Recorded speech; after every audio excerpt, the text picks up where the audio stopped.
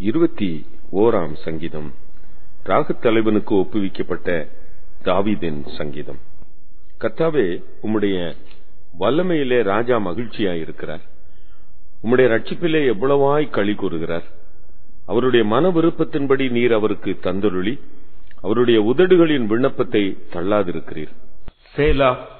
உத்தம ஆசீர்வாதங்களோடு நீர் அவருக்கு எதிர்கொண்டு வந்து அவர் சிரசில் பொற்கிரீடம் தரிப்பிக்கிறீர். அவர் உம்மிடத்தில் ஆயுசை கேட்டார். நீர் அவருக்கு என்றென்றைக்கும் உள்ள தீர்க்க ஆயுசை அளித்தீர். உமது ரட்சிப்பினால் அவர் மகிமை பெரிதாயிருக்கிறது. மேன்மையும் மகத்துவத்தையும் அவருக்கு அருளினீர். அவரை நித்திய ஆசீர்வாதங்கள் உள்ளவராக்குகிறீர். அவரை உம்முடைய சமூகத்தின் மகிழ்ச்சியினால் பூரிப்பாக்குகிறீர். ராஜா கர்த்தர் மேல் நம்பிக்கையாயிருக்கிறார். உன்னதமானவருடைய தயவினால் அசைக்கப்படாதிருப்பார். உமது கை உமது சத்துருக்கள் எல்லாரையும் எட்டி பிடிக்கும். உமது வலதுகரம் உம்மை பகைக்கிறவர்களை கண்டுபிடிக்கும். உமது கோபத்தின் காலத்திலே அவர்களை அக்கினி சூளையாக்கி போடுவீர். கர்த்தர் தமது கோபத்திலே அவர்களை அழிப்பார். அக்கினி அவர்களை பட்சிக்கும்.